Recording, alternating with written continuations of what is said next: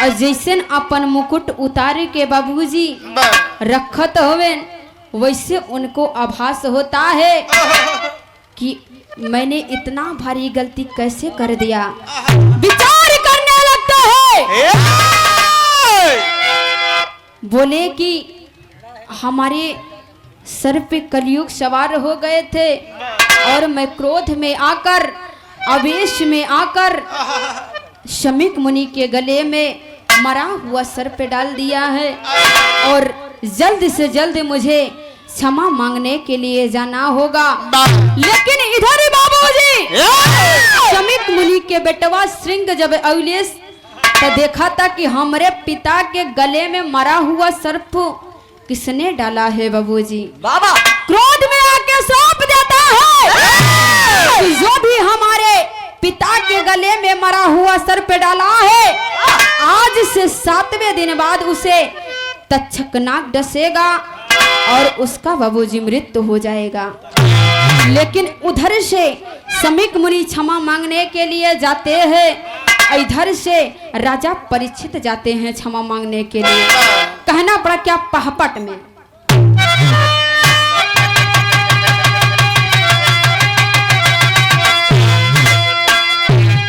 अरे शमीक जी बोले गलती भारी कैला हमारे ललना हो, अरे बिना जाने क्यों दिया आप सुनाई हमारे बिना हो।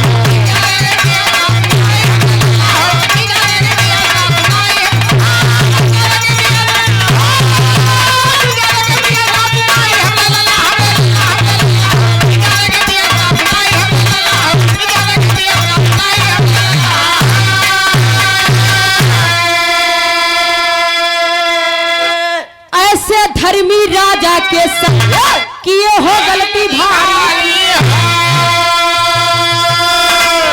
अच्छा दान ऋषियों का धर्म है इसको दिए भुलाई। अरे जाके पुरई भाई राजा के अरे मानवा हमारे ललना हो, अब न जाने क्यों दिया आप सुनाई हमारे बिना।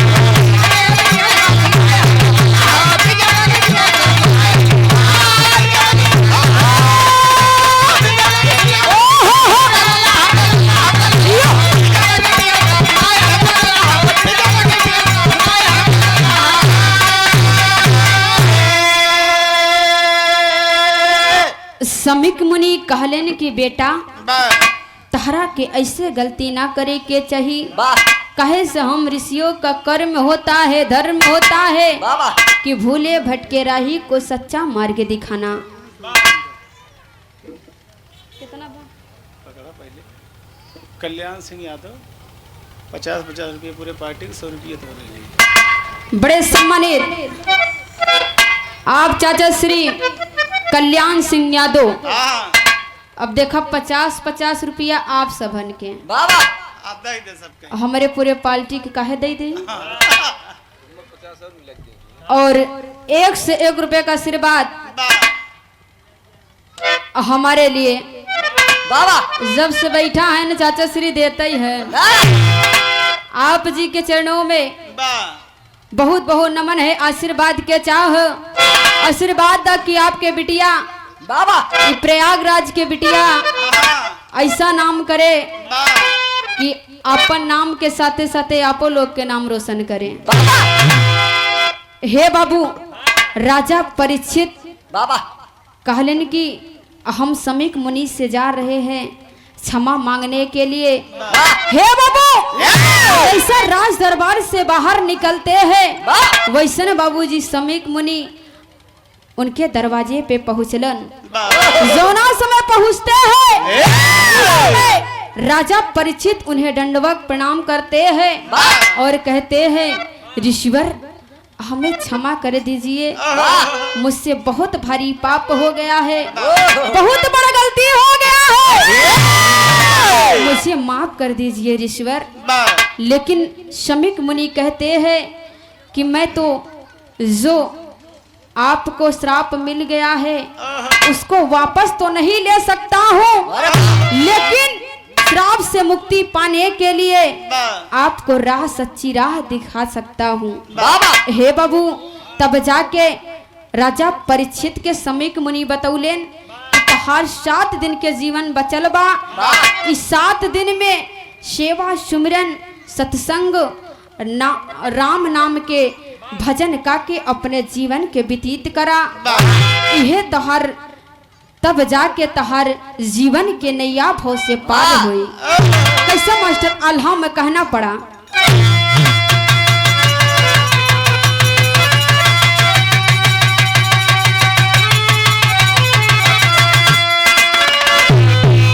आए हाय हाय हाय हाय ओ हो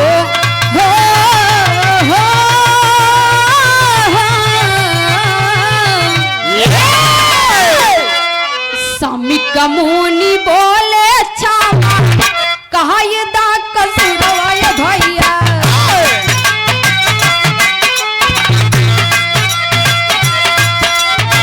राजा लिहल ऋषिवर के सिरावा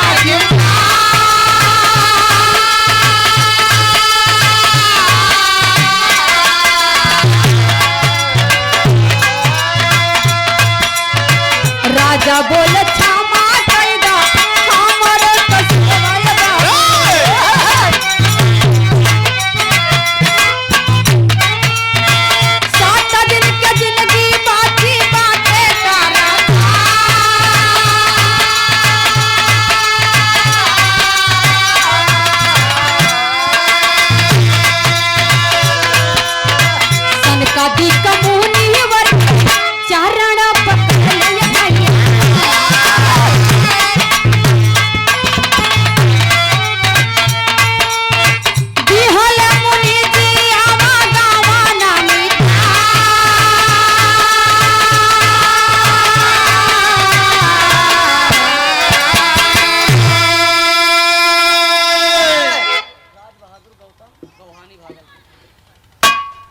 बड़े सम्मानित राज बहादुर गौतम गौहानी भारतपुर के पावन सरजमी से भागलपुर के पावन सरजमी से आप जी के तरफ से 51 रुपए का आशीर्वाद बहुत बहुत नमस्ते बहुत बहुत प्रणाम।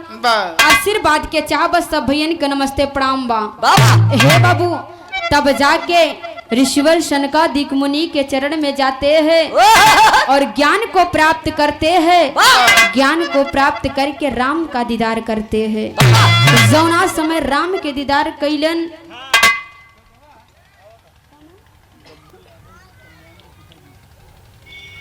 बड़े सम्मानित बब्बू यादव जी आप माननीय श्रीमान कल्याण चाचा श्री जी के पिताजी के तरफ से आप जी के तरफ से 51 रुपए का आशीर्वाद बहुत बहुत नमस्ते बहुत बहुत प्रणाम।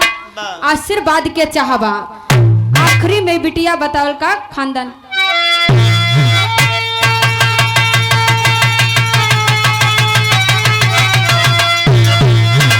तकाली के गाला समैले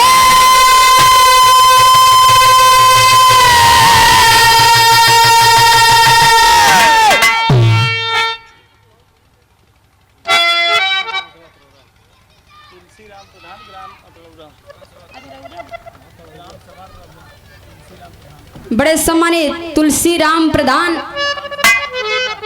ग्राम सभा अतरौड़ा के पावन सरजमी से आप जी के तरफ से 21 रुपए का पुरस्कार बहुत बहुत नमस्ते बहुत बहुत प्रणाम। आशीर्वाद के चाह सब बहन के नमस्ते प्रणाम बा। अरे काल के गाला समैले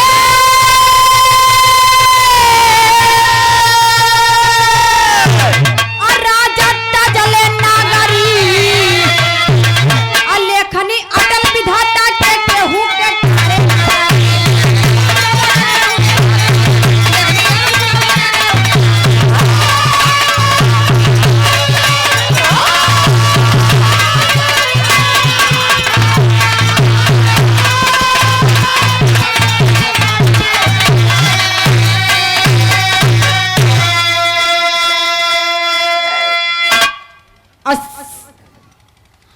श्राप के कारण राजा जी न बच पाए हो और सतगुरु के शरण में गाये राजा मुक्ति पाए हो।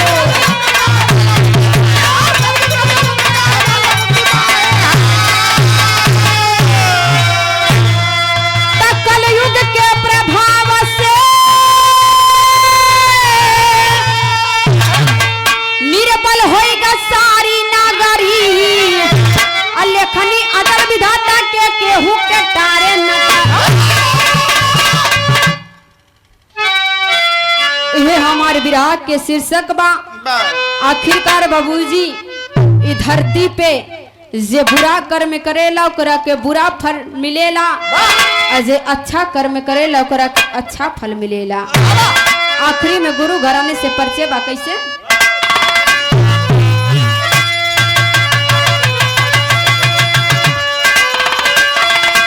मुन्नी लाल पंधारी दादा स्वर्ग जाके किए विश्राम।